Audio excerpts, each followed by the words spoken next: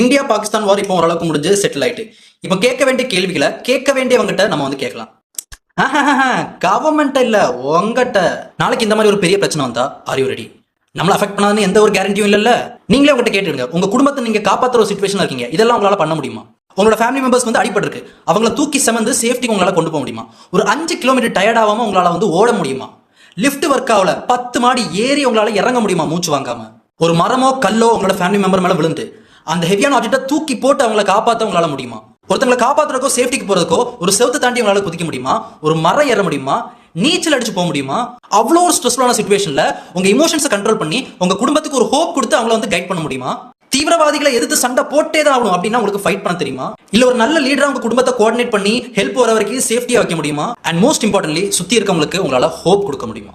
எனக்கு நான் எங்க லேக் பண்றேன்னு தெரியும். I am working on it. நீங்க அந்த எஃபர்ட் போட ரெடியா இருக்கீங்களா? You can never predict the future. இது எல்லாத்துக்கும் ஆன்சர் உங்களுக்கு தெரியும். அப்ப எதுக்கு வெயிட் பண்றீங்க? Keep your self ready always.